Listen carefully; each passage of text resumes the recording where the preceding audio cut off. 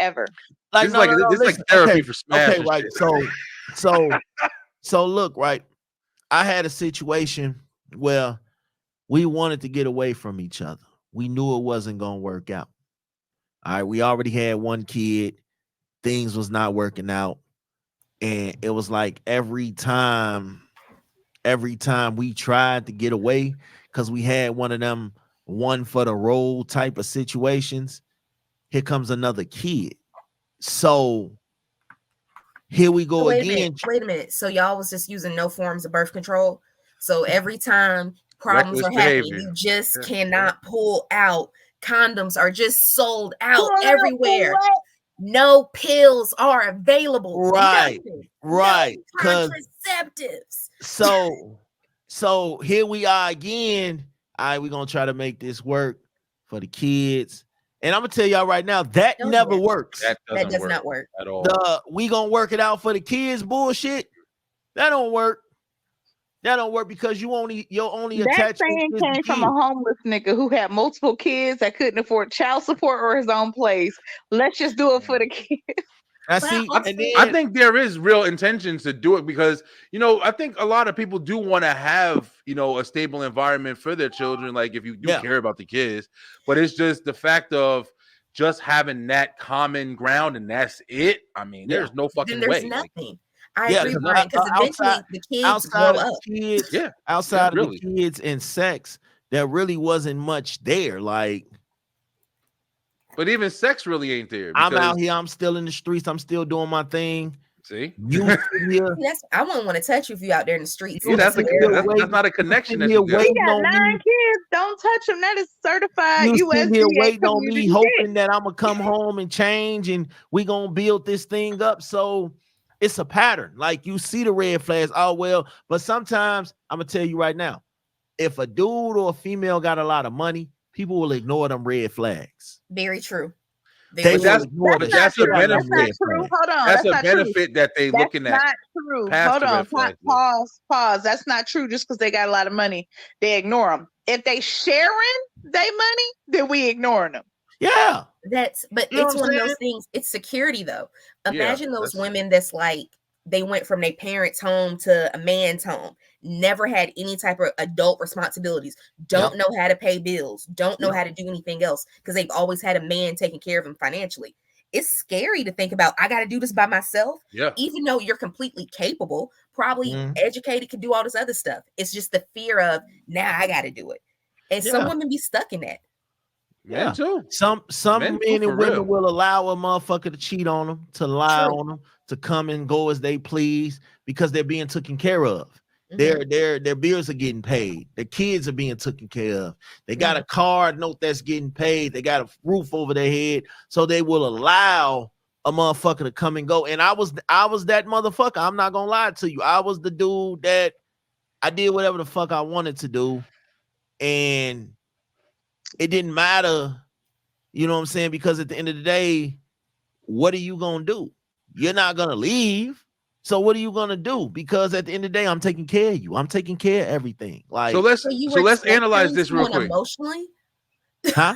Thank you, Brian. So you were torturing her emotionally for you. I mean, I don't know if it was torturing emotionally, but I felt like that was my type.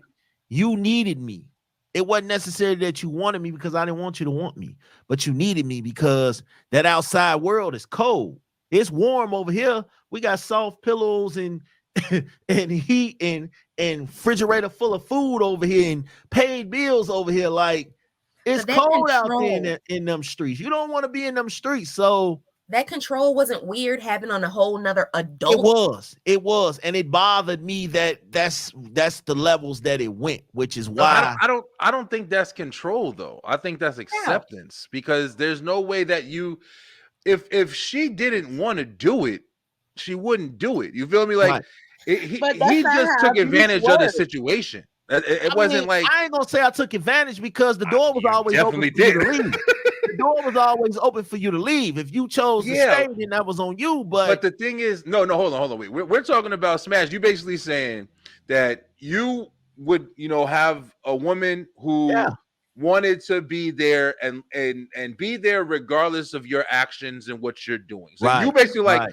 I can go do this, that, and this, and then come back to you, and no matter what I did out there, you still gonna be fine with having me. Yeah, that's the definition of acceptance. Like, she literally said, you can do whatever you want to do, and I accept it. You can still come back here and do whatever you want to do. I don't know, but she never left. If she chose to leave, that would be her decision. But she chose to accept him doing whatever he wanted to do.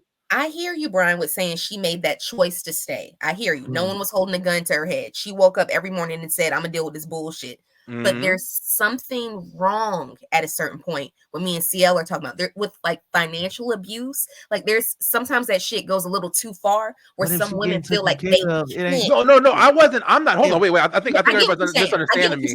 No, listen, I'm not saying in any way that it's acceptable. I actually was going to interject and say, where do we find like the balance of that between the right and wrong?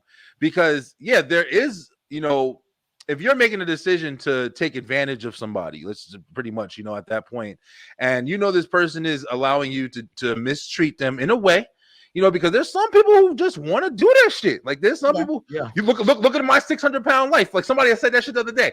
All them motherfuckers got husbands and wives. None of them single. They just want to fucking just be taken care of. They just want to take care of somebody, and if they like that shit for each other, hey, to each is yours. Like, whatever. Like, that's what y'all do. That's what y'all do.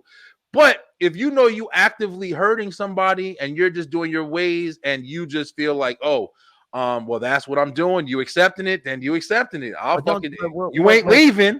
So but I was getting taken advantage of too, though. How? Because I'm going in my pocket to take care of all of this, and time out, Smash. Here's my question: if she didn't live in the house, were your lights still gonna be on? Yeah. Okay, if she didn't live in the house, were you still gonna have a door that you had a key to open up and close? Yep. So what's the difference from her being there and not being there? Because we doing it for the kids. No. Sir. Sir, you're making it work for yourself. Like, let me find a reason to do that. That's the key fucking definition of when you got to ask yourself, am I doing something that's right, or am I doing something that may be not so right in the situation? I knew I was wrong. Listen, growing up, I'm not the same person I was 10 years ago. And that's fine. I knew I was wrong, but at that time, I just didn't care because I had seen everything you could see. You know what I'm saying? I just didn't care. I didn't care if you left or if you stayed, because at the end of the day, one phone call, somebody else was going to be here. That was my mentality.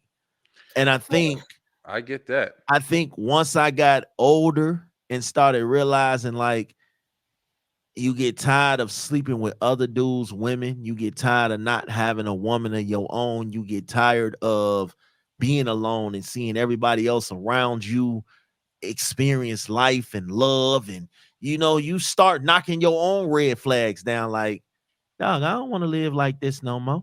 I don't want to be like this no more. I'm getting too old. It's time to do something different. It's good that you realize that, because like some people don't realize that shit. This grown ass 40, it ain't never too late for you. It ain't never too late for you to come across your own red flags and realize how you can fix them. Sometimes somebody can't fix your red flags. The only person that can fix it is you. True. You are the only person at times that can fix what's wrong with you. People can try, but if you're not ready to let them in, and you sometimes you got to tell people, hey, yo, this is something I have to do on my own. I have to fix these things within me on my own. I can't value you how you want me to, because I'm not ready. And it's okay to say that. You know what I'm saying? I think people will respect you a little bit more if you come off and say, hey, I like being around you. I like everything we doing, but I'm truthfully not ready to go to that step. Yeah, you know I feel you there. I hear you, but you know what, Smash? Men actually say that to women all the time. Do you know how many times in the beginning niggas will start? Can I say that on your show? Yes.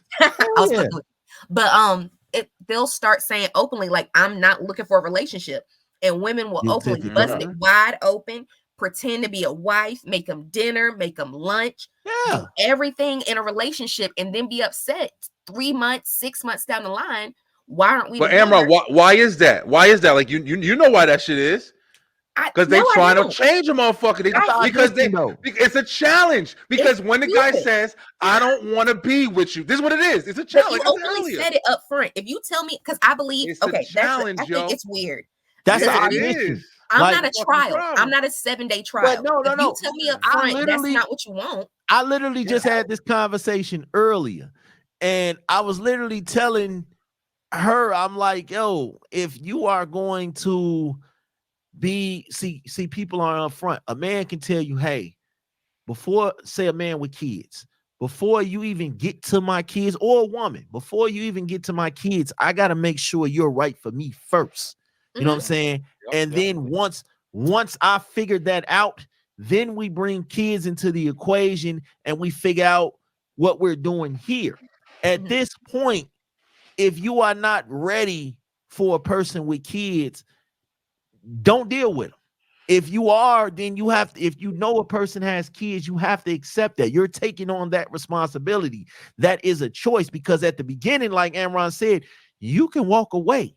But once you decide, okay, they got kids, I'm still around, I'm still here, I like them, you are accepting that task. So it's a trial. We are trying to see if this will work or not. It's like, I can't, people be like, yo, we can't do wifely duties if we're not a wife. Yes, you can, because we're trying to see how are you going to be as a wife. We can't. That's not.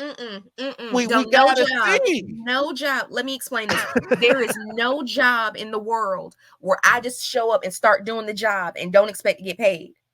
Why am I going to do all the shit and not get the benefits from it? It's like I'm giving you the benefit. It benefits you, not me.